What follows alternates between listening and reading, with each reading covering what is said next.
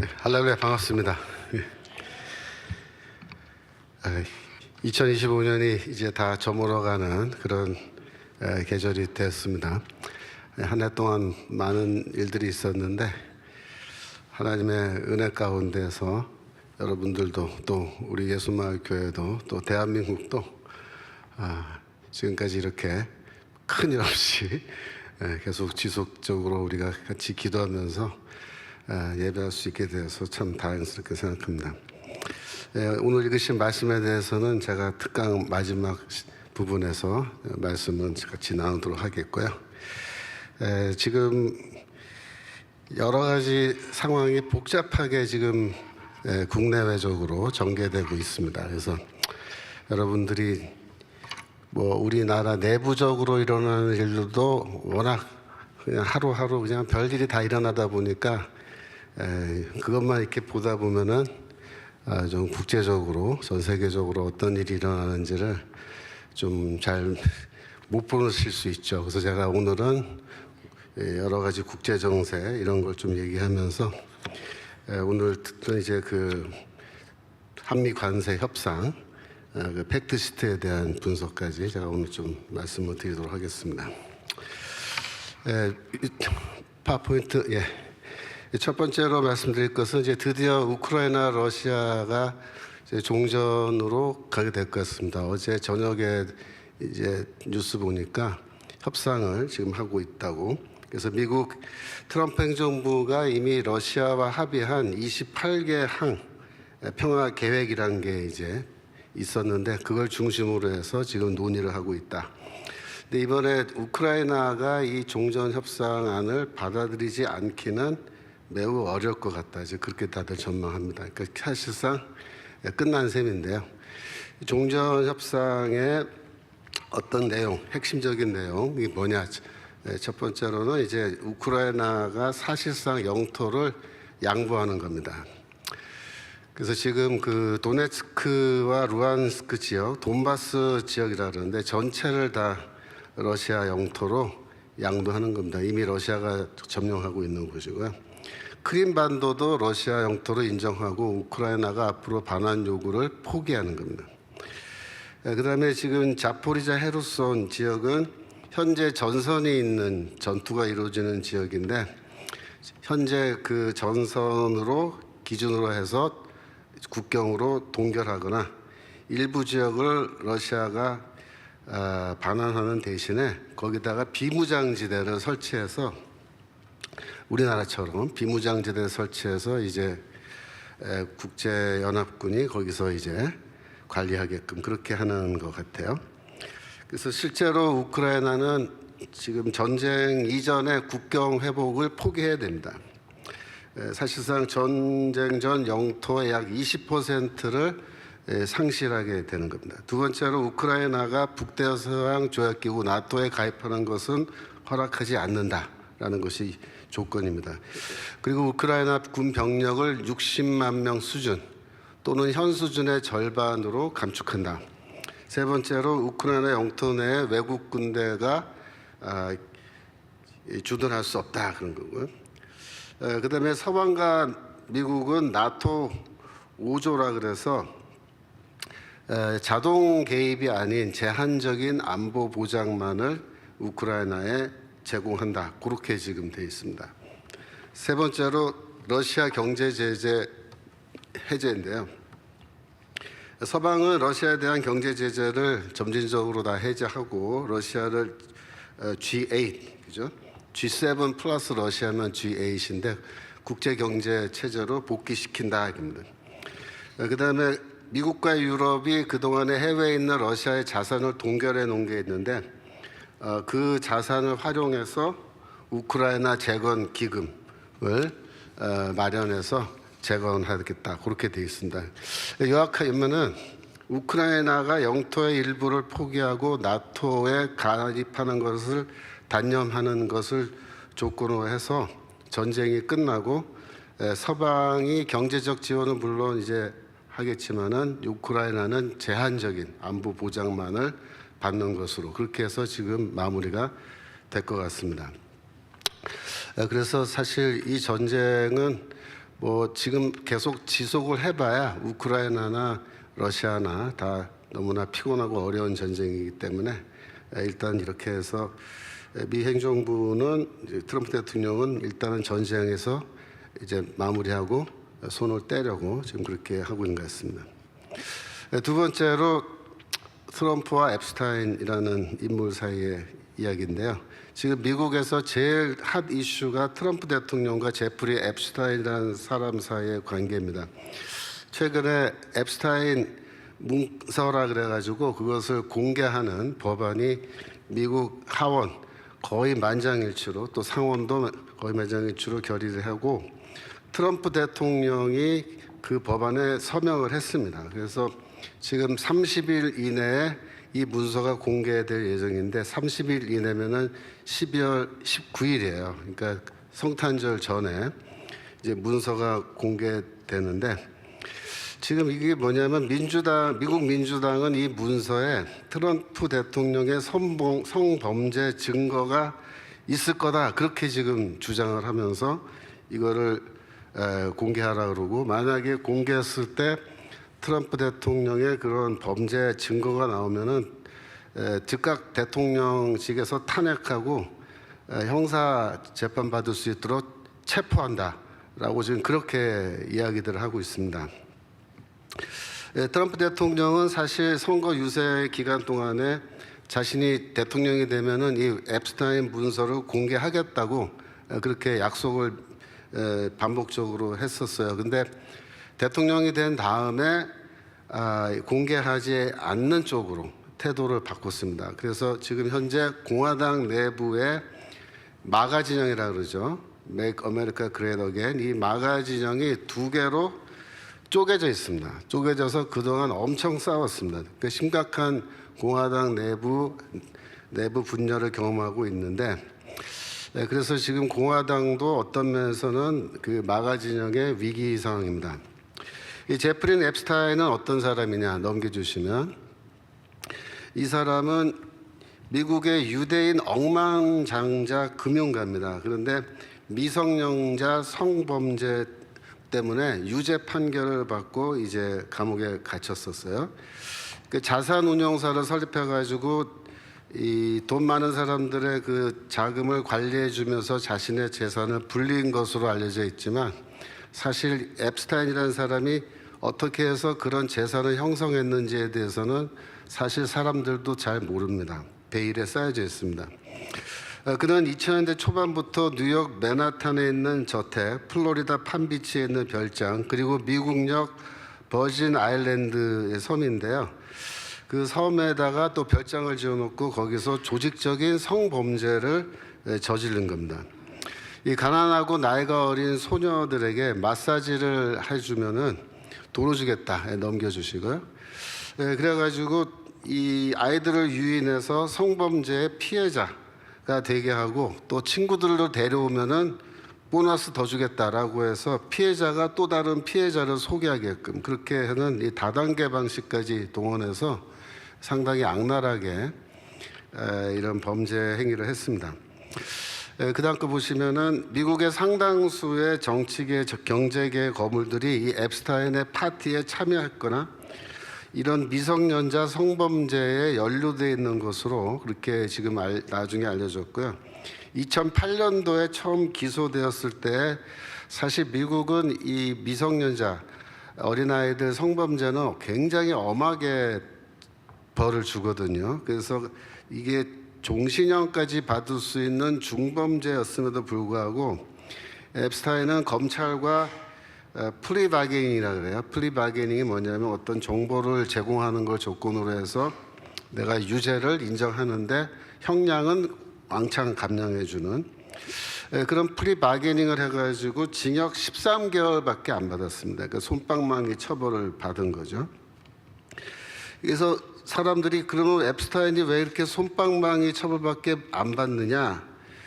그 이유는 이 앱스타인이 유력 인사들의 그 성범죄 그 영상을 몰래 촬영해서 그 비디오를 보관하고 있기 때문에 이 사람을 못 건드린다. 그렇게들 지금 많이들 얘기했어요. 그런데 더 기가 막힌 거는 이 앱스타인이라는 사람의 배후에 이스라엘의 첩보기관인 모사드가 있다라는 그런 의혹입니다.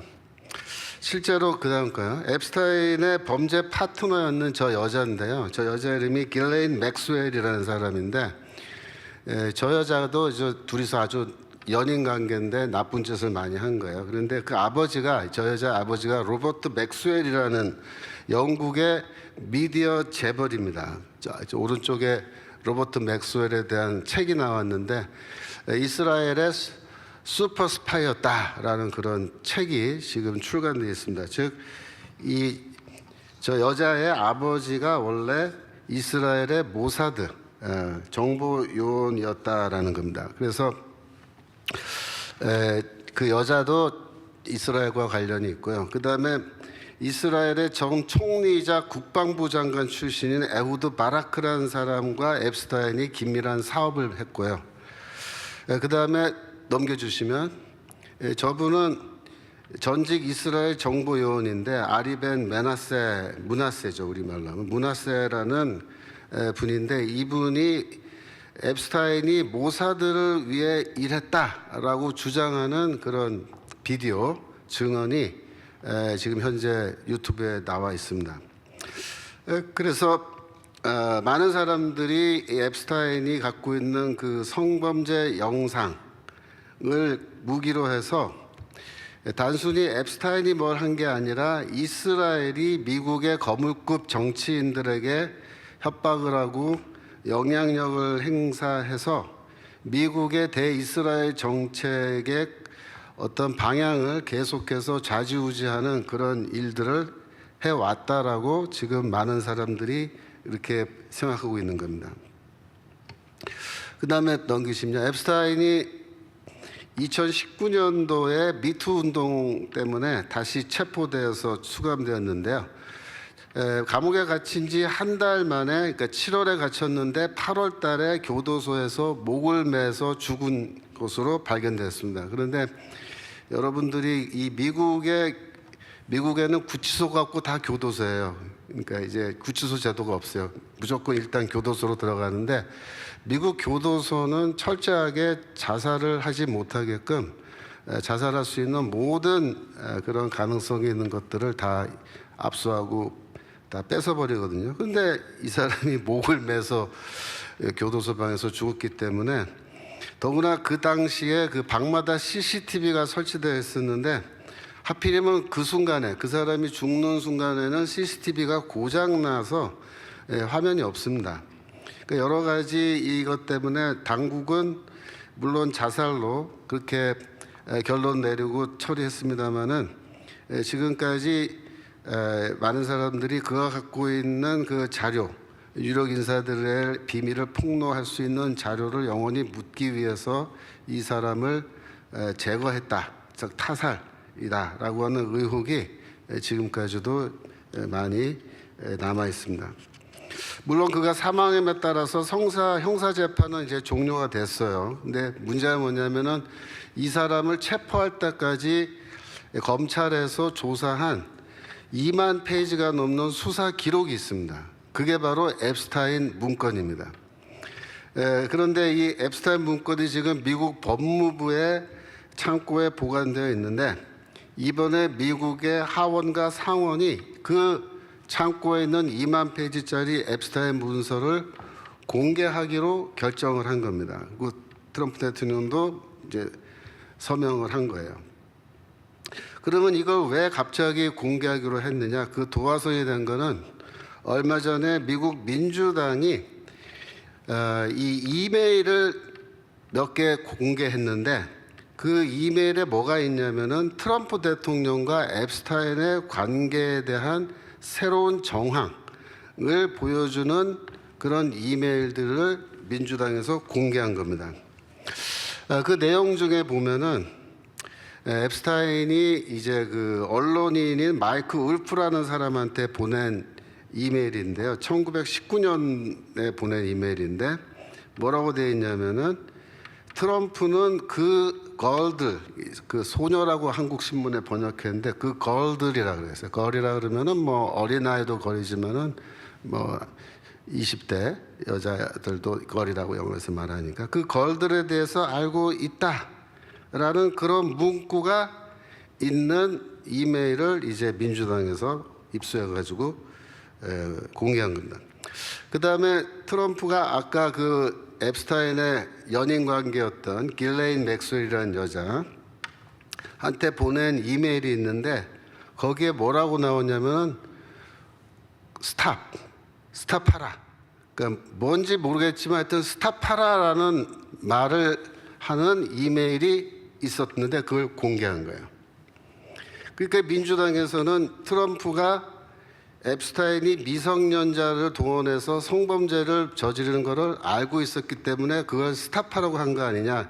그러니까 트럼프가 그걸 인지하고 있었는데 그걸 인지하고 있으면서도 뭐 경찰에 고발을 한다거나 이렇게 조치를 취하지 않았기 때문에 그거는 심각한 범죄 행위다라고 지금 그렇게 주장하면서 이야기를 하고 있는 겁니다.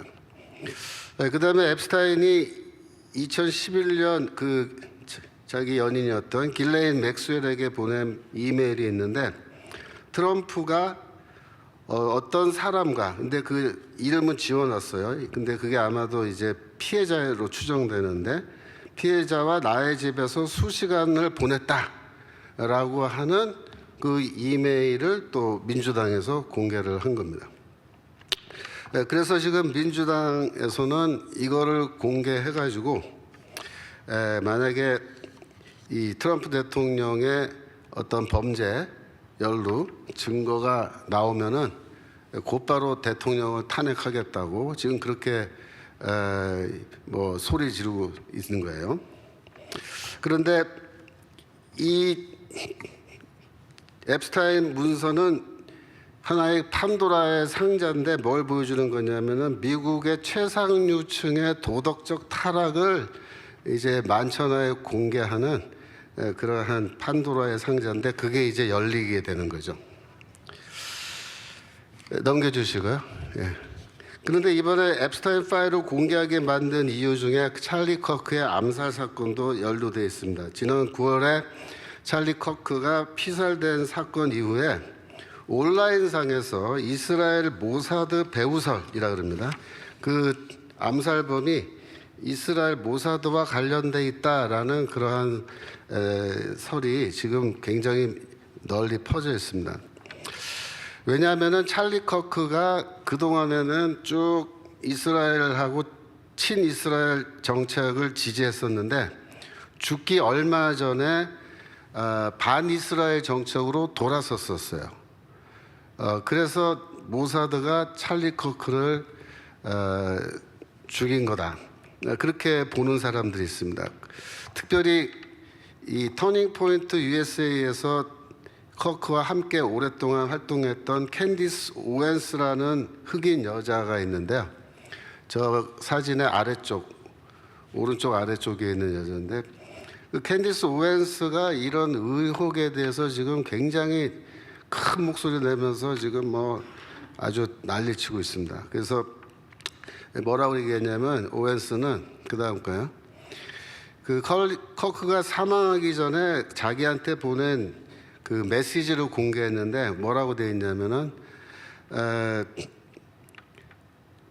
내가 이 일을 시작한 그러니까 터닝 포인트 USA를 시작할 때부터 나는 육감적으로 내가 언제든 제거될지도 모른다는 것을 알고 있었다라는 그런 메시지를 죽기 전에 자기한테 보냈다고 얘기하고요.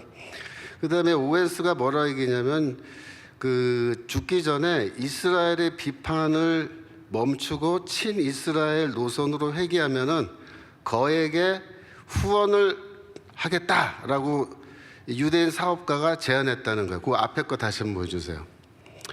그 왼쪽에 있는 저분이 빌 에크먼이라는 분인데 유대인으로서 미국에서 거의 제일 큰 거 아닌가 싶습니다. 하여튼 자산운용사 대표입니다.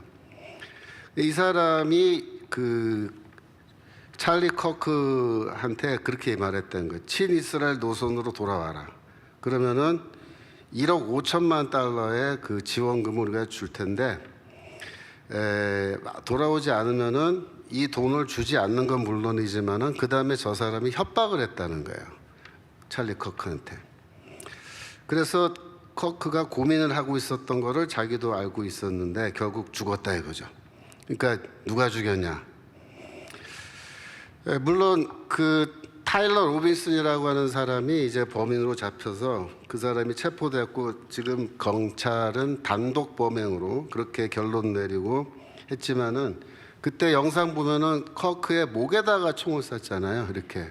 근데 목에다가 총을 쏴서 죽이는 이런 방식이 전형적인 모사드의 암살자들의 사격 수법이라는 겁니다. 그래서 그 쏜 것도 굉장히 애매하고, 그래서 이 마가 진영에서는 찰리 커크의 죽음 배후에 수사기관이 감추는 것이 있고 그 배후는 이스라엘이다, 그렇게 보는 거예요. 그래서 이러한 이스라엘에 대한 의혹들이 중첩되면서 이번에 이 앱스타인의 파일을 공개하는 것도 더 대중적으로 이거 공개하라는 압력이 더 거세게 생겨난 겁니다. 그래서 사람들은 이 마가 진영에 있는 미국의 공화당 지지자들, 마가 진영의 사람들은 앱스타인 파일을 공개해서 이스라엘에게 약점이 잡혀 있는 정치인들을 이번에 다 제거해야 된다, 그렇게 얘기합니다. 그리고 찰리 커크의 배후에 있는 죽음의 어떤 배후 세력이 있다면 그것까지도 밝혀야 된다. 그래서 이번에 이 앱스타인 문서를 공개하는 과정에서 토마스 메시라는 분이 이번에 등장을 했어요. 이분은 이제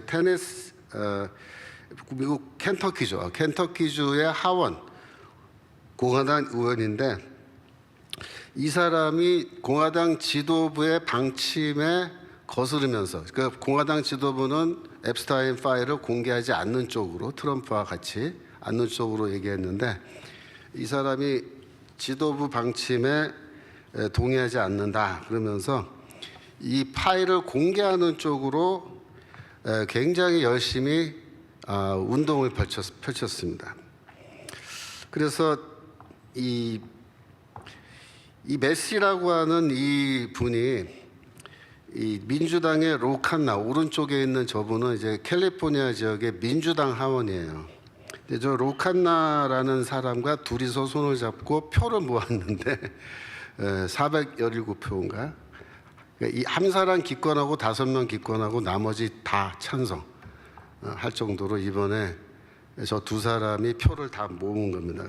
그래서 지도부를 굴복시킨 겁니다. 427대 1이군요. 예, 맞습니다. 압도적인 표차로. 그래갖고 이 방송에 출연해가지고 뭐라 그랬냐면, 동료 공화당 의원들한테 만약에 이 법안에 네가 반대표를 던진다면 그건 뭐냐면 소아성애자, 그러니까 어린아이들에 대해서 성욕을 느끼는 그런 정신착란증인데 소아성애자들을 보호하는 쪽에 네가 섰다라는 것으로 네가 역사에 기록될 것이다. 그렇게 이야기해서, 미국은 소아성애라 그러면요, 이거는 죄 중에서 제일 나쁜 악질적인 죄라고 생각하기 때문에 이 문화적으로 받아들이지 못합니다, 절대로. 그래서 공화당 의원들조차도 전부 다 찬성표를 던졌고, 트럼프 대통령도 나중에 공화당 의원들 다 찬성표 던져라, 그렇게 이야기를 했습니다. 그래서 지금 이 메시 의원이 굉장히 그 새로운 마가 운동의 지도자로 지금 떠올랐고, 그래서 이 메시는 뭐라 했냐면은 트럼프 대통령을 많이 공격했어요. 뭐라고 공격했냐면은 왜 공개 안 하냐, 공개한다고 해놓고. 그러니까 결국 이 앱스타인과 관련돼 있는 트럼프의 친구들, 어떤 아는 사람들, 그런 사람들을 트럼프 대통령이 보호하려고 하는 거 아니냐, 이렇게 막 공개적으로 비난을 많이 했습니다. 그래서 결국 이 법안이 통과됐고 대통령도 이제 다 사인해서 이게 이제 열리는데, 한편으로는 이제 이러한 현상에 대해서 우리가 어떻게 봐야 되냐면, 한마디로 말하면은 미국도 굉장히 지금 뭐랄까 상황이 복잡한 겁니다. 우리나라만큼이나 미국도 복잡하고, 트럼프 대통령도 사실 이 민주당과의 싸움, 그러니까 좌파 우파 싸움이죠. 보수 진보의 이 싸움에서 굉장히 어려운 싸움을 해가고 있는데 지금 이러한 일들이 터지면서 공화당 내부의 지지 세력까지도 지금 두 개로 양분돼서 같이 또 치고받고 싸우고 그러면서 반틈은 트럼프 대통령에게 등을 돌리고 하는 그런 굉장히 곤란한 상황이죠, 그죠? 그런 상황에 있다라는 것을 우리가 알아야 됩니다. 그러니까 우리가 계속해서 왜 트럼프는 대한민국 안 도와주고 저러고 있냐라고 하는데 어떻게 보면은 트럼프 대통령이나 미국 보수 세력을 보면은 지금 자기들 그 미국 내의 상황도 관리가 지금 쉽지 않은 그런 상황이기 때문에 뭐 저기 태평양 건너에 있는 대한민국 지금 어떻게 돌아가고 있는지 그거 어떻게 도와주지 거기 지금 신경 쓸 여가가 없는 상황이 아닌가 그렇게 오히려 판단이 됩니다. 그래서 이번에 앱스타인 파일을 공개하는 문제에 대해서는 이거는 미국의 대다수의 국민들이 이걸 지지합니다. 공개해야 된다. 왜 그러냐면 미국이란 나라가 이 아동 성매매 같은 범죄도 막지 못하는 그런 나라라면 우리가 이런 나라에서 뭐하라고 살아야 되냐 그렇게 생각해요.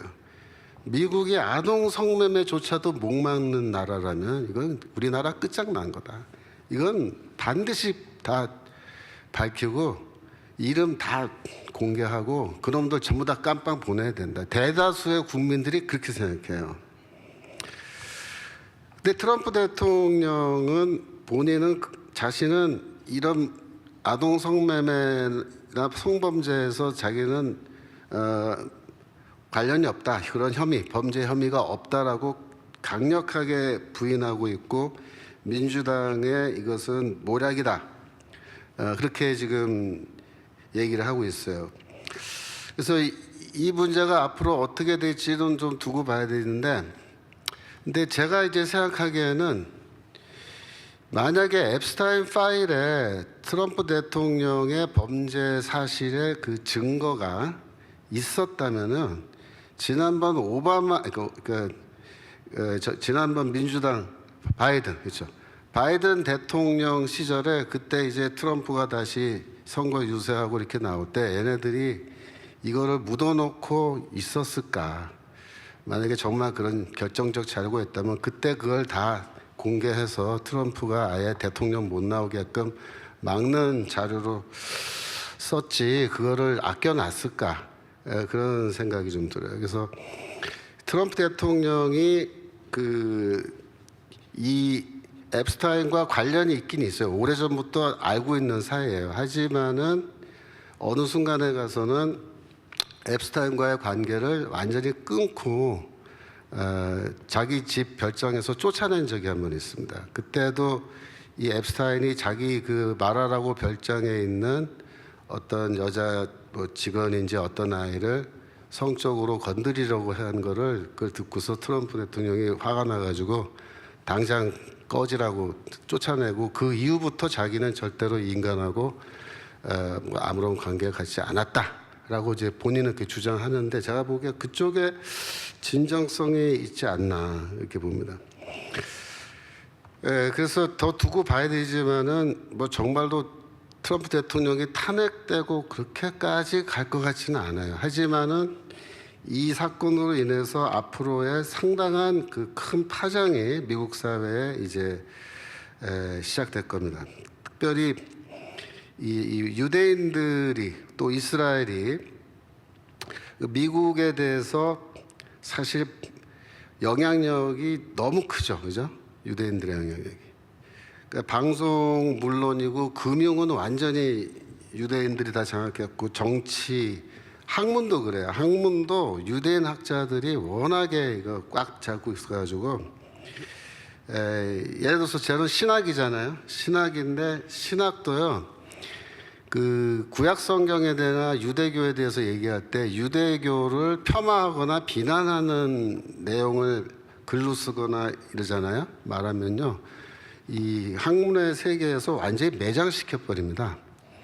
그래서 미국 신학의 관련해서도 보면은 신학자들이 유대인들 특히 구원 문제까지 얘기할 때도 유대인들에게 기분 나빠할 만한 그런 이야기를 안 쓰려 그래요. 책에다가 도망갈 수 있는 말을 항상 써놓고 애매하게 그런 게 있거든요. 그래서 이 학문도 그렇고 예술 분야도 마찬가지. 그래서 유대인들의 그 지나친 영향력, 어떻게 보면 횡포라고도 볼 수 있는 그런 현상들에 대해서 지금 어느 정도 이제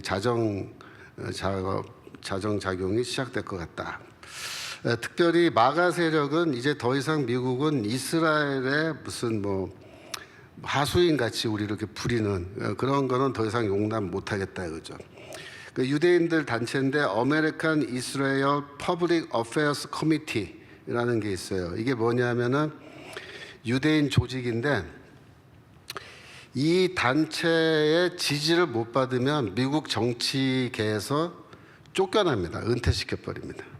그러니까 여기서 뭘 주자면 정치 자금을 줘요. 그러니까 모든 정치가들이 여기 유대인들 조직에 가서 이 American Israel Public Affairs Committee 여기 가서 친유대인적인 태도와 정책을 내가 취하겠다라고 하면은 정치 자금을 아주 많이 준단 말이야. 예? 근데 나는 반이스라엘이고 반유대인이라 그러면은 그냥 완전히 은퇴시켜 버린다는. 그러니까 미국의 정치 국제 정치 정책이라든가 이런데 아주 큰 역할 하는 거고 또 미국의 정책 연구소들도 전부 다 유대인들의 이러한 돈을 받아서 다 논문 쓰고 연구하고 다 그렇게 하기 때문에 미국의 국제 정책도 유대인들이 간접적으로 다 그렇게 하는 거예요. 그래서 이제 마가 세력이 이스라엘 혹은 유대인들의 영향력에서 지금 벗어나려고 하는 그런 움직임을 지금 하고 있는데 어떻게 보면은 장기적으로는 트럼프 대통령에게 이러한 현상이 도움이 될 수도 있습니다. 왜냐하면 트럼프 대통령조차도 이 유대인들의 영향을 무시할 수 없기 때문에 그들이 하라는 대로 어느 정도는 해줘야 된단 말이에요. 그런데 이게 이제 앱스타인 파일 다 공개되고 자기는 범죄 사실을 입증하는 증거가 나오지 않고 그러면은 민주당이 더 역풍 당하겠죠, 그죠? 그러고 되면은 결국 그동안 워싱턴의 그 딥스테이트라 그래가지고 트럼프 대통령이 제거해야 된다고 말하던 사람들이 또 이 사람들이에요. 그러니까 이 사람들의 일부가 이번에 또 정리가 되는 계기가 되지 않을까. 그렇게 되고 나면은 이제 결국 마가 진영이 지금 양쪽으로 나눠서 싸우고 있는데 이게 공개됨으로써 어느 정도 이제 그 마가 진영의 분열도 다시 봉합이 되고 하나로 다시 세력이 합쳐지지 않을까 그렇게 봅니다. 그래서 지금 현재 미국의 상황이 좀 심상치는 않아요. 갑자기 뭐 예상하지 못했던 이런 사건들이 막 터지면서 지금 이렇게 되고 있기 때문에 우리도 좀 관심을 가지고 앱스타인 사건을 봐야 되는데 국내 언론에서는 지금 마치 트럼프 대통령이 탄핵된 것처럼 지금 막 성범죄가 다 이제 공개될 거다. 그건 이제 미국 주류 언론들이 다 그러고 있으니까 똑같이 그렇게 떠드는 거고요. 제가 보기에 실제로는 공개했을 때 타격받은 거는 사실 이 민주당 쪽 사람들도 상당히 타격을 받을 겁니다. 지금 이미 몇몇 사람들은 벌써 타격받고 사표 내고 나갔죠. 그 얘기 다 들으셨죠? 레리 썸머스라고 얘기 들으셨어요? 레리 썸머스가 이거 공개하기로 하니까 바로 사표 내고 나가버렸어요. 레리 썸머스는 그냥 하버드 총장 출신의 경제학자입니다. 민주당 쪽 경제 정책, 특히 통화 정책에 대해서는 레리 썸머스가 하라는 대로 다 하는 그런 식으로 아주 대단한 이 정치적 영향을 갖고 있는 경제학자인데 이 앱스타인 파일에 이름이 나오는 거예요. 그래서 자기가 공개적으로 벌써 미리 사과했습니다. 앱스타인 건에 대해서 제가 잘못했다고. 여하튼 자 그러면 관세 협상에 대해서 말씀드릴까요? 드디어 관세 협상 팩트 시트가 나왔습니다. 그래서 그 미국 백악관에 올라와 있는 팩트 시트, 그죠? 그거를 제가 기준으로 해서 오늘 말씀드립니다. 그러니까 국내 언론에 뭐 뉴스에 뭐 이런저런 말을 했는데 팩트 시트에 없는 말도 뉴스에 막 나오고 기사로 나오더라고요. 그래서 그런 거는 우리가 크게 신경 쓸 거 없고 백악관에서 발표한 걸 기준으로 해서 우리가 따져봐야 되는데, 첫 번째로 1,500달러 투자는 이제 조선 부분, 미국의 조선 산업을 일으키기 위해서 한국이 1,500달러를 투자한다. 그다음에 추가적으로 2천억 달러 투자하기로 약속했는데 1년에 200억 달러씩 해서 10년 동안, 그죠? 이거 준다고 돼 있죠.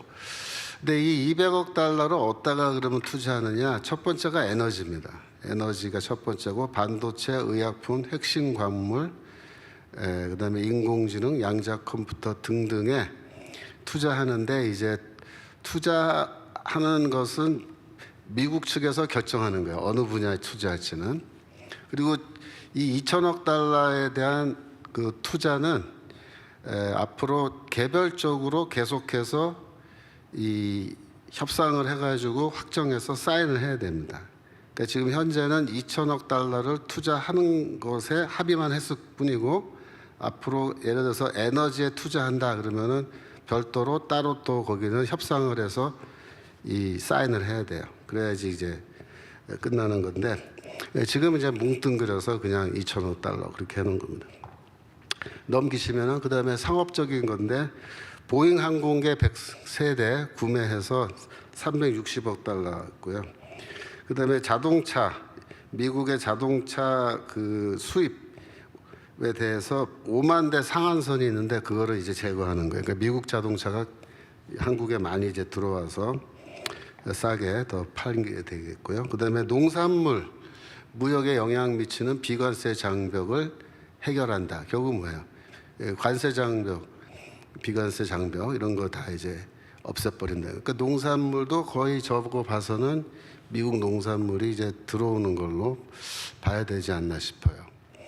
그다음에 생명공학, 그러니까는 그 뭡니까, 유전자 공학 해갖고 만든 농산물들도 들어올 수 있게 하는 거고, 그다음에 특정 용어로 사용하는 미국산 육류 및 치즈. 그래서 특정 용어로 사용하는 육류가 뭐냐? 아마도 소시지, 햄 그런 거, 베이컨 이런 거 말하는 게 아닐까. 이런 건 별거 아니에요, 그죠? 뭐 치즈 넘기시고요. 그다음에 중요한 게 군사 부분인데요. 미군이 지속적 주둔한다. 이게 지금 이번에 확정된 겁니다. 그러니까 미군 칠 수 없다는 겁니다. 미군 칠 수 없고, 그다음에 두 번째로 핵 능력을 포함한 모든 범위의 역량 활용하여 확장 억지력을 제공한다. 그래서 북한의 핵무기를 억제할 수 있는 충분한 억제력을 제공한다. 그게 무엇이 됐든 간에 제공한다 이렇게 되어 있습니다. 그다음에 대한민국 국방비를 3.5%로 GDP 3.5%로 증액한다 이렇게 되어 있습니다. 지금 현재 한 2% 정도인데요. 3.5%면은 굉장히 많이 올라가는 겁니다. 유럽이 4%잖아요. 그러니까 우리도 이제 거의 거기에 준하는 3.5%니까. 그래서 지금 지난번 윤석열 대통령 당시에 국회에서 국방비 이런 거 예산 왕창 깎고 이런 거 이제 못합니다. 예? 그런 거 이제 못해요. 법으로 도료 올리게 돼 있잖아요. 그 다음에 30년까지 5년간 250억 달러로 그 미국 군사 장비 구매하는 겁니다. 그 뭐 비행기가 되든 뭐가 되든. 그래서 그거 하고요. 그 다음에 이제 미국이 주는 거 그냥 받아가는 거예요, 저거는. 그러니까 미국이 이번에 뭘 줄지 모르겠어요. 공중경보기 이런 거, 정보자산에 해당하는 거 줄 수도 있을 것 같은데. 그 다음에 주한미군 주둔비를 330억 달러 제공한다 이렇게 되어 있습니다. 근데 이게 몇 년까지란 말이 없어요. 그래서 좀 애매한데, 앞에 2030년까지 군사 장비를 250억 달러 구매한다 이렇게 말하니까 지금 25년이잖아요. 그러니까 6년도부터 5년간 330억 달러 주둔비 제공한다 이렇게 되어 있습니다. 이렇게 보면. 그런데 지금 현재 우리가 내는 게 1년에 30억 달러예요. 1년에 30억 달러. 그러니까 1년에 30억에서 5년이면 150억 달러잖아요. 근데 이거는 좀 2배가 넘는 거예요. 그러니까 주한미군 주둔비도 우리가 더블해서 지금 주기로 그렇게 약속했습니다.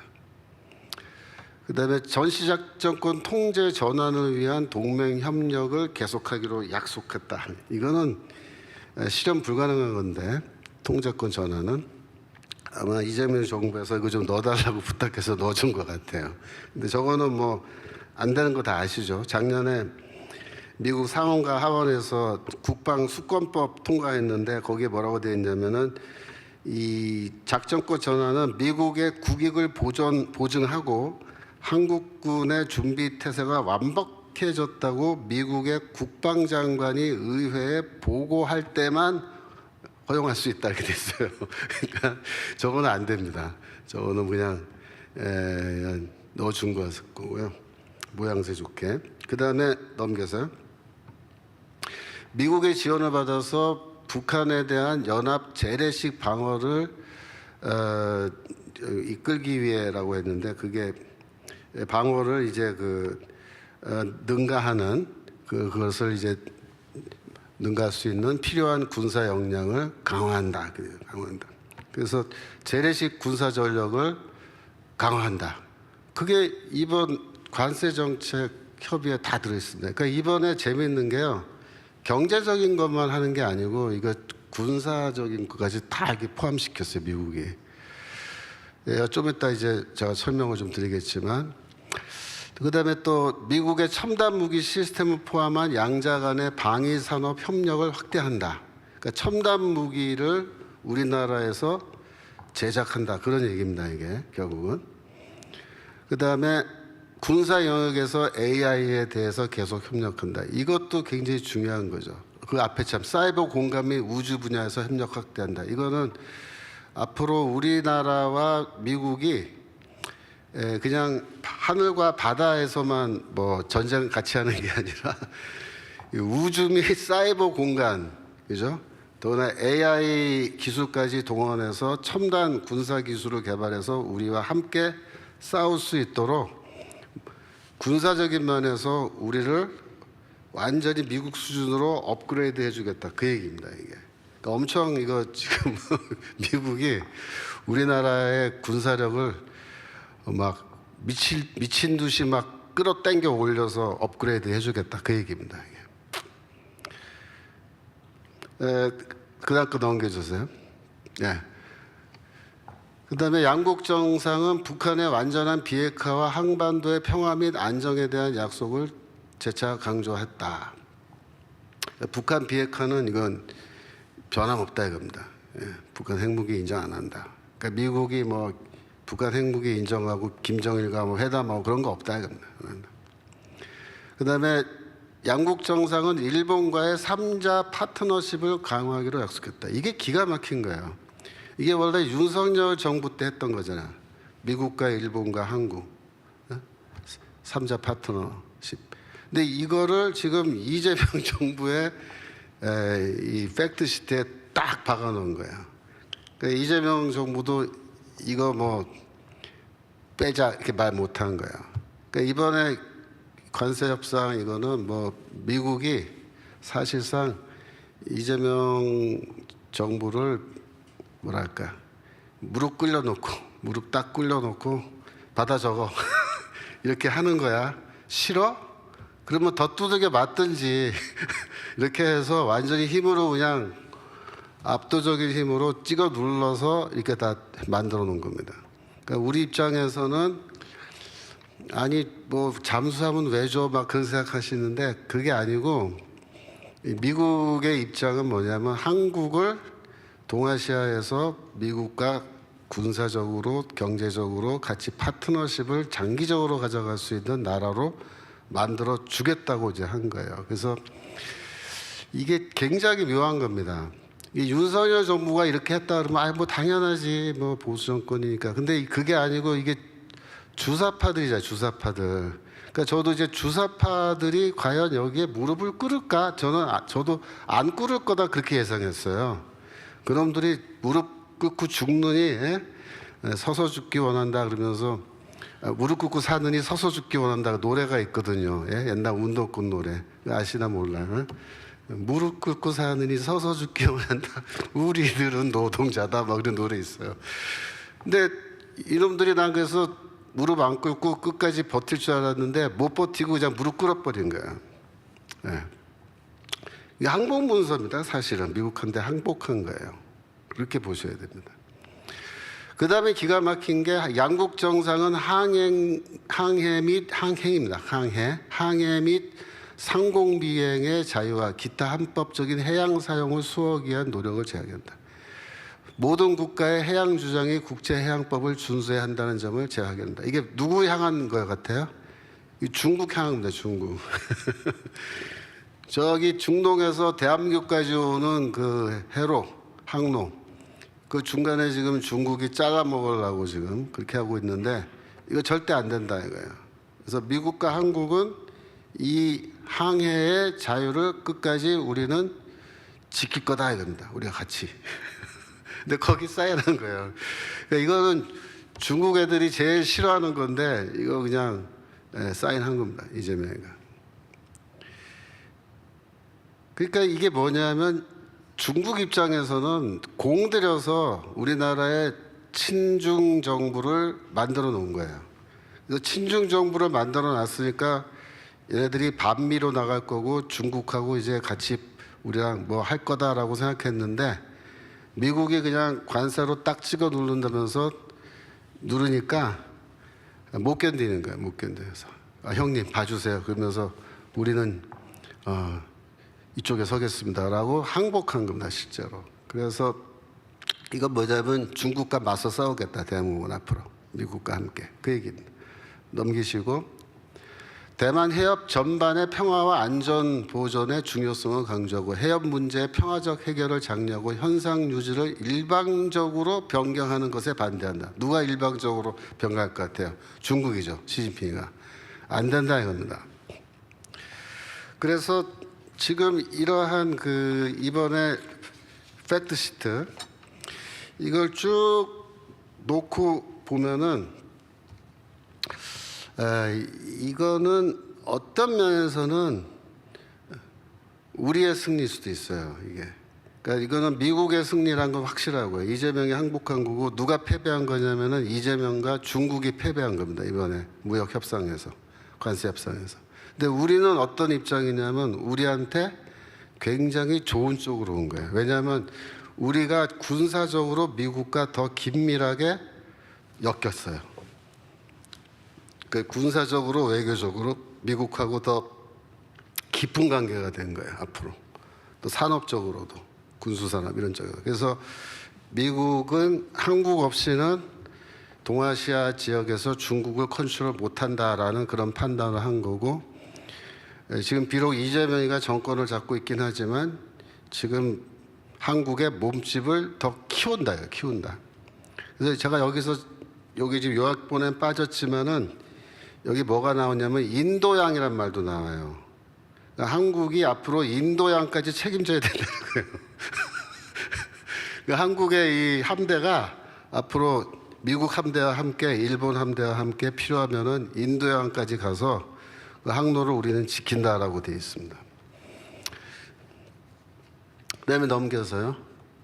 양국은 유지보수, 수리 및 정비, 인력개발, 조선소 현대화, 공급망 회복력을 포함하여 조선 실무 그룹을 통해 추가적으로 협력하기로 약속한다. 대한민국에서의 미국 선박 건조 가능성, 정보 가능성을 포함하여 미국 상선 및 전투 준비 태세를 갖춘 미국 함정의 수를 가능한 한 빨리 늘릴 것.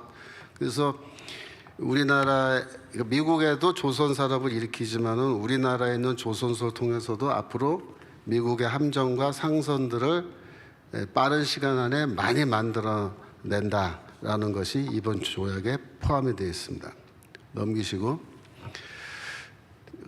그다음 거는 평화적 목적을 위한 민간 우라늄 농축 및 사용 후 해결로 재처리 이어지는 과정을 지지한다.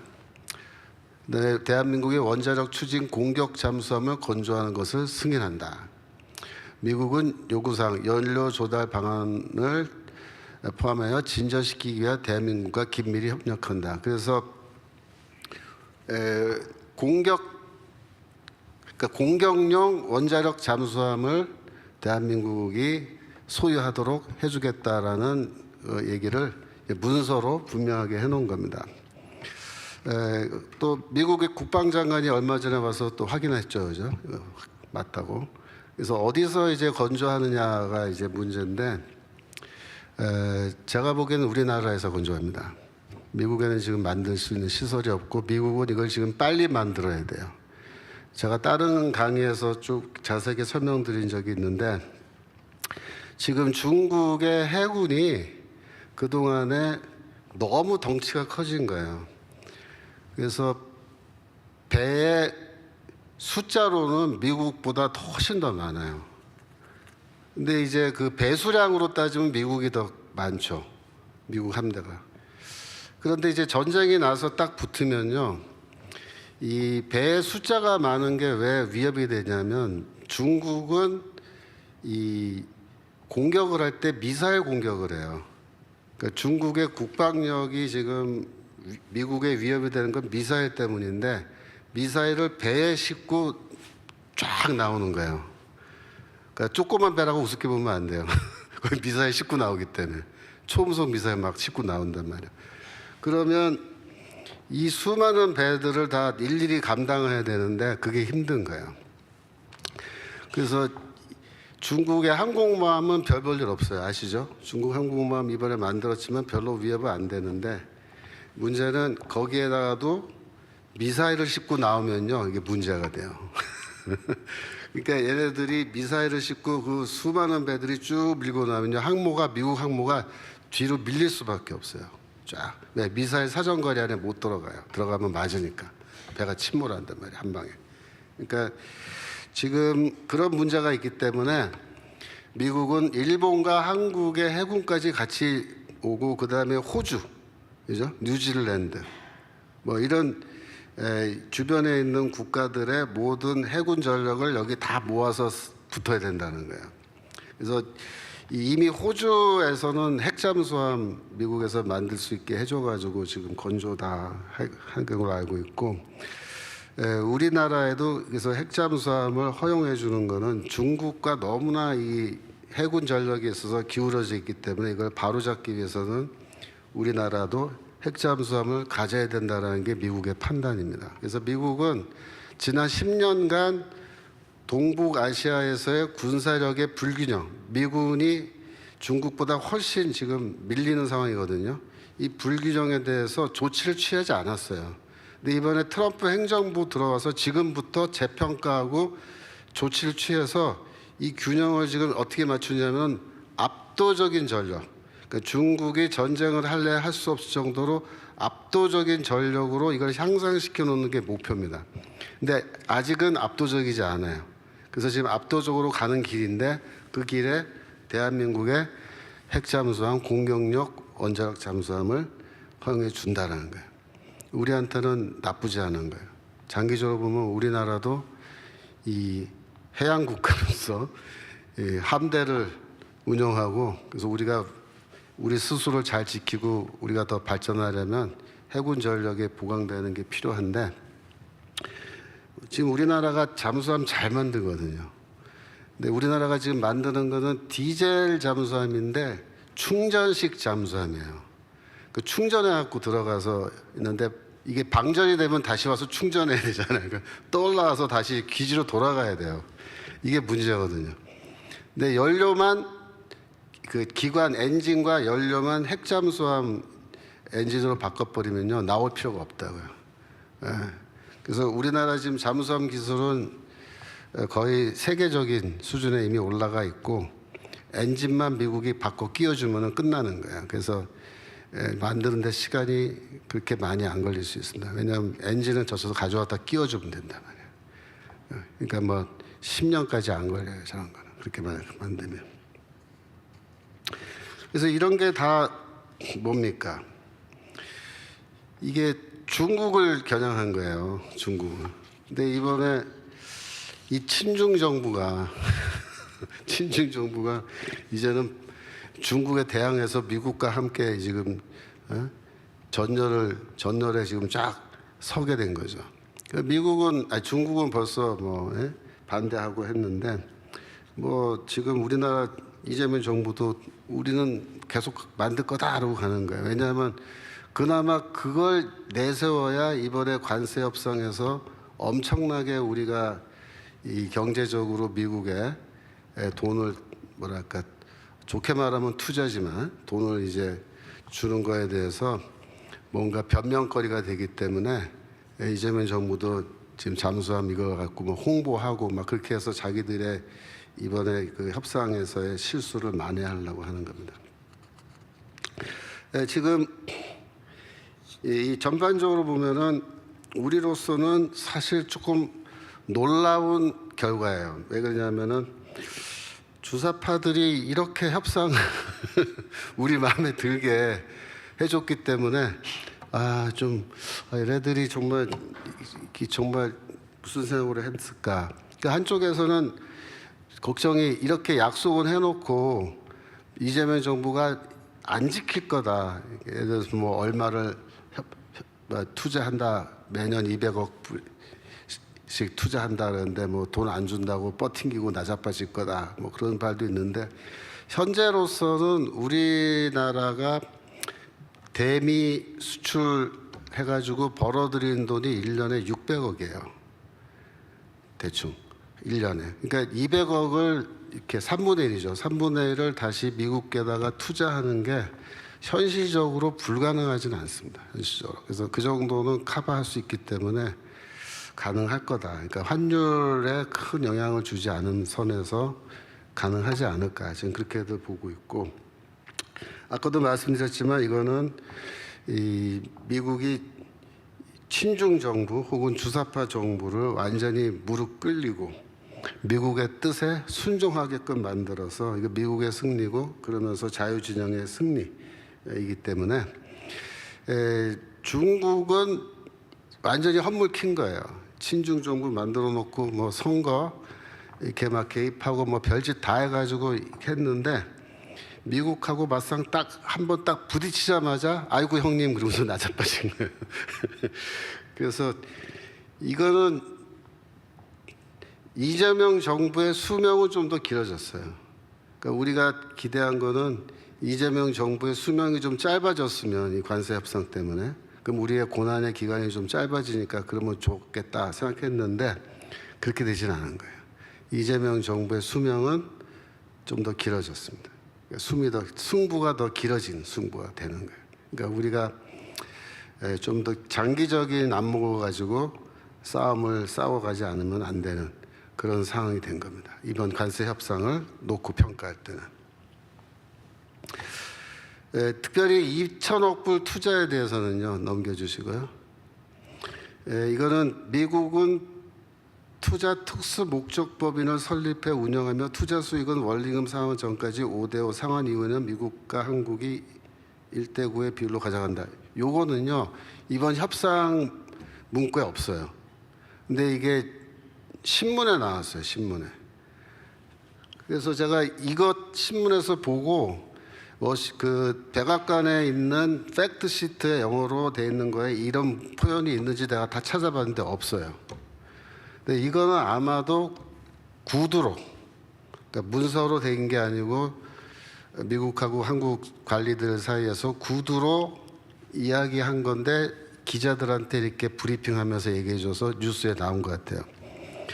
즉 특수 법인을 만들어서 여기에 투자, 우리가 나라가 1년에 200억 불씩 투자하면은 그 돈을 저 회사에다가 투자해가지고 그 다음에 수익이 발생하면 5대5로 가져가는데 원리금 상환이 끝나면은 한국이 1, 미국이 9로 수익을 배분한다. 그렇게 지금 구두 약속이 되어 있는 것 같아요. 근데 요거는 아까 말씀드린 것처럼 2천억 불, 매년 200억 불씩 10년 동안 투자하는 거는 투자 분야별로 따로 협상을 해서 또 문건을 만들어서 사인을 해야만 되는 건데 이게 뭐에 대한 거냐면 에너지에 대한 거예요. 여러분들 미국은 트럼프 행정부가 들어오면서 알래스카에 있는 천연가스 개발하는 거기에 굉장한 중요성을 두고 지금 추진하고 있습니다. 며칠 전에 알래스카 국립 석유 비축지라 그래요. 1,000만 에이커 이상의 지역에 대한 석유 및 가스 임대 제한이 해제됐어요. 무슨 말이냐면 민주당 정부 때, 바이든 때 이 자연 보호한다고 이거 못하게 해놓은 거예요. 제한을 걸어놓은 거예요. 근데 트럼프 행정부에서 이번 주에 이거를 해제했습니다. 이게 뭐냐면은 알래스카 천연가스 프로젝트라는 건데요. 저 알래스카 북쪽에 가스가 있다는 거예요. 천연가스가 엄청난 양의 천연가스가 묻혀 있는데 그거를 개발하겠다는 거예요. 트럼프는 어떻게 개발하냐면 저렇게 파이프 있죠. 쇠파이프를 저 위로부터 알래스카 남쪽의 항구까지 파이프를 놔서 가져오는데 저게 1,300km입니다.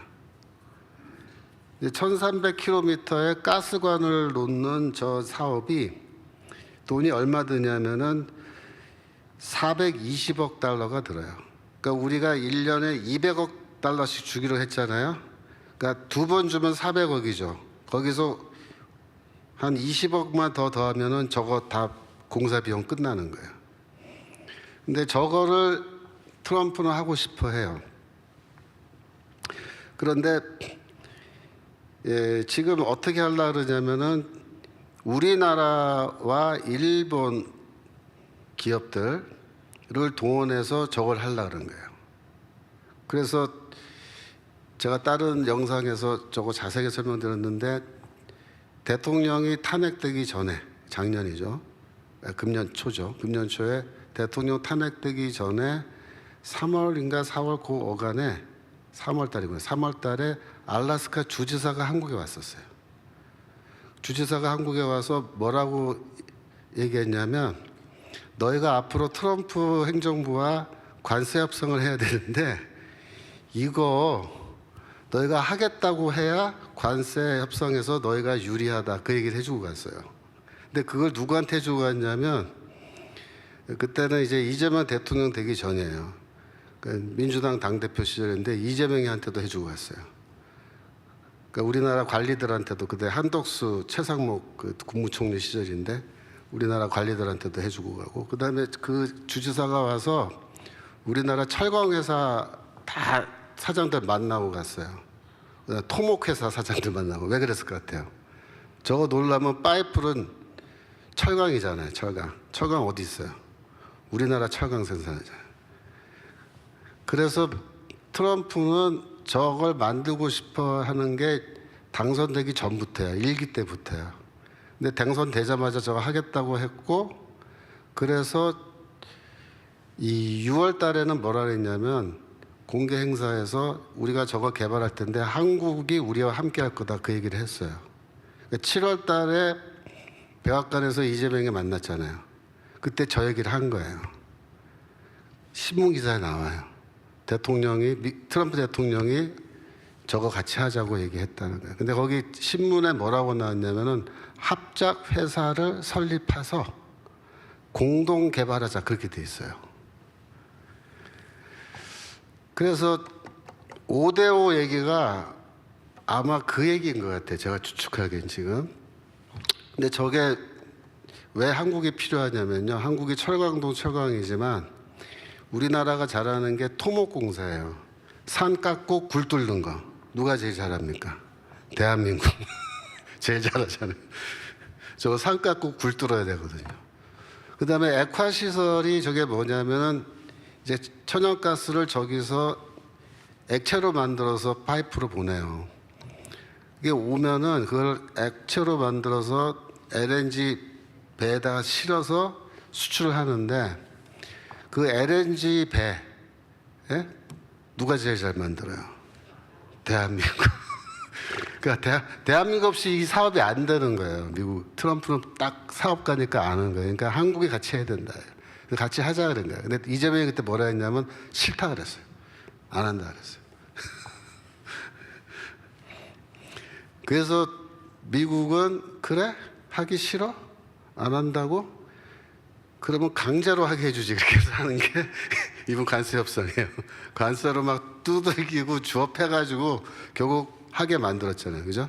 지금 에너지 개발. 근데 이거는 이제 별도의 이 협상 그러니까 그 합의서를 더 작성하고 할 텐데 쉽게 말하면은 트럼프는 이렇게 생각한 거예요.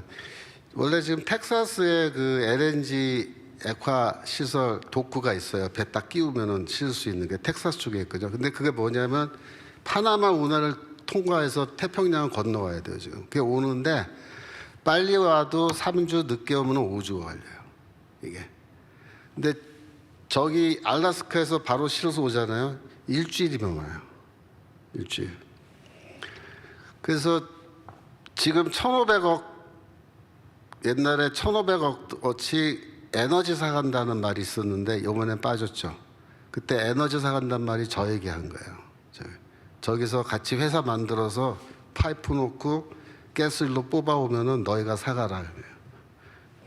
근데 그게 왜 좋으냐면 그게 합작회사란 말이에요. 합작회사. 그러니까 우리 회사인 거예요. 쉽게 말하면 합작회사인데. 그래서 우리가 그걸 많이 사와서 이윤이 발생하면 그 이윤은 또 5대5로 나누는 거예요. 그러면 우리는 좋아요, 싫어요? 좋은 거예요. 왜 좋으냐면 이게 우리 가스가 아니에요. 남의 나라 가스잖아요. 근데 이거를 공동 개발해서 우리가 사오고 또 어디다 많이 팔면요. 이윤을 5대5로 나누는 거예요.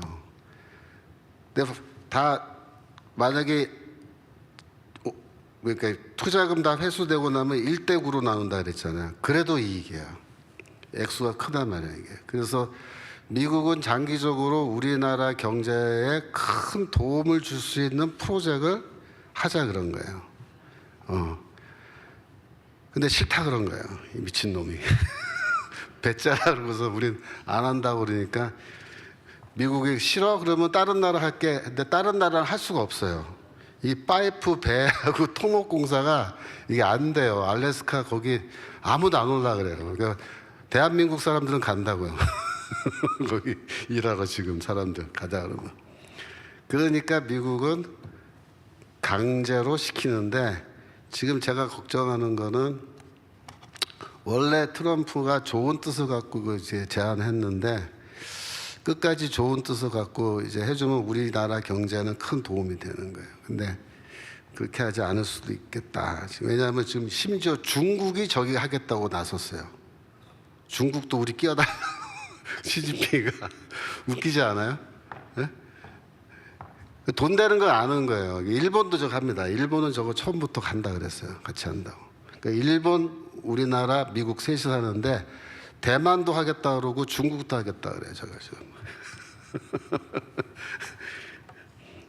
근데 우리는 지금 더 두고 봐야 되겠지만은 앞으로 이 특수목적법인 이게 정말로 어떤 형태로 가게 될지 하여튼 더 두고 봐야 된다. 그래서 이 팩트시트 우리가 전반적으로 쭉 검토했을 때 한마디로 이거는 대한민국에 굉장히 좋은 결과입니다. 사실. 그러니까 물론 이재명 정부를 통해서 이런 좋은 결과가 와서 기분은 안 좋아요. 그죠? 기분은 좀 이제 이재명이를 통해서 이렇게 좋은 결과가 오면 안 되는 거 아니냐. 우리는 이제 그렇게 생각해서 아이씨 나쁜 결과가 왔어야 되는데 근데 사실은 장기적으로 봤을 때는 이제 이재명 정부가 물러가고 그 이후에 다시 우리가 회복되고 이렇게 했을 그런 걸 놓고 생각해 보면은 이번 협상은 장기적으로 대한민국에 굉장히 좋은 그러니까 경제적으로도 좋고 군사적으로 좋고 우리나라의 국력이 더 폭발적으로 성장해서 미국과 함께 이 동북아시아 일대를 우리가 정말 뭐랄까 앞으로 호령할 수도 있는 그런 나라가 되길 원하는 거예요. 미국은 그런 나라가 돼. 대한민국을 키워주고 싶은 거예요. 그래서 이 국방비 올려라 뭐 이렇게 했잖아요. 이런 것도 사실은 어떻게 보면은 그 돈 들어? 국방비 올리는데 돈 없어? 벌게 해줄게. 왜? 벌게 해줄게. 내가 돈 너희 벌게 해주면 되잖아. 그죠? 가스 같이 개발해서 너희 돈 벌어. 5대5로 나눠 먹자고. 그렇게 얘기하는 거야. 그러면 그 돈으로 국방비하고도 남지 뭐 걱정이냐. 이게 미국은 역시 통 큰 나라예요. 통 큰 나라에 보면요, 이 생각하는 게 틀려요. 그러니까 크게 보고 멀리 보고 길게 보는 것 같습니다. 그래서 이번에 팩트시트의 내용은 그런 방향에서 우리가 이해를 하는 게 좋겠다고 생각이 됩니다. 아까 읽은 말라기 성경 구절, 말라기 4장 3절. 만군의 여호와가 이르노라, 보라 용광로 불같은 날이 이르리니, 심판 날입니다. 교만한 자와 악을 행하는 자는 다 지푸라기 같을 것이라. 그 이르는 날에, 심판 날에 그들을 살라 뿌리와 가지를 남기지 아니할 것이다 그랬습니다. 그래서 하나님의 심판이라는 것은 항상 살아있는 겁니다. 우리가 보기에는 아예 하나님은 뭐 심판 안 하시고 포기하시고 악인의 번영함을 그냥 내버려 두시고 그런 것 같지만 그렇지 않다는 겁니다. 심판이 있습니다. 2절에 보시면 내 이름을 경외하는 너희에게는 공의로운 해가 떠올라서 치료하는 광선을 비추리니 너희가 나가서 외양간에서 나온 송아지같이 뛰리라 그랬습니다. 그래서 끝까지 하나님을 경외하고 이 모든 어려움을 참고 또 견디면서 무엇이 올바르고 무엇이 잘못된 것인가를 분별하면서 살아가면은 때가 됐을 때 의의 해가 떠오른다 했습니다. 의의 해가 뭘까요?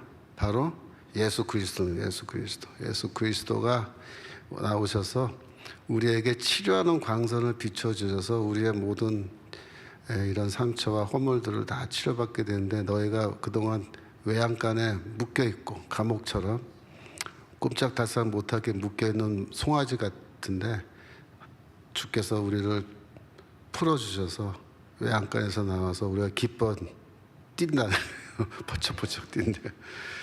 3절 또 너희가 악인을 밟을 것이니 그들이 내가 정한 날에 너희 발바닥 밑에 재와 같으리라. 만군의 여호와의 말이니라 했습니다. 그래서 우리가 끝까지 믿음을 버리지 않고 하나님을 신뢰하고 역사를 주관하시는 하나님의 그 길고 넓으신 뜻을 이해하고 순종하고 나가면 하나님께서 대한민국의 성도들 또 대한민국의 교회를 불쌍히 여기시고 다시 회복시키시되, 그때는 악인들이 우리 발에 밟혀서 우리 발바닥 밑에서 재와 같이 사그라지는, 바람이 불면은 다 흩어져 사라져버리는 그런 때가 온다라는 것을 우리가 믿고 하나님을 믿는 그 믿음 안에서 끝까지 이 싸움을 계속해 나갈 줄로 믿습니다.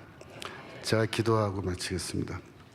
하나님 아버지 감사합니다. 대한민국이 지금 절벽 끝까지 몰려있는 이런 상황 속에서도 저희가 믿음을 잃지 아니하고 소망의 끈을 놓지 않고 하나님 앞에 기도하며 어떻게 하면 다시 나라를 회복시킬 수 있을 것인지 고민하며 노력하고 있습니다. 저희들의 이런 모든 노력을 주께서 어여삐 보시고 저희들이 하고 있는 모든 일들 위에 하나님의 능력을 더해 주시고, 또한 하나님께서 크신 능력과 뜻 가운데서 섭리해 주셔서 이 말라기서에 되어 있는 말씀대로 때가 되었을 때는 저희가 외양간에서 풀려난 망아지나 송아지처럼 뛰게 하시고, 악인들은 저희들의 발밑에 밟혀서 재와 같이 사그러지게 하여 주시옵소서. 그날에 오기까지 저희가 믿고 의지하며 끝까지 인내하며 나아갈 수 있도록 도와주시고, 신령과 믿음을 잃지 않도록 주여 도와주옵소서. 감사드리며 예수 그리스도 이름으로 기도합나이다. 아멘.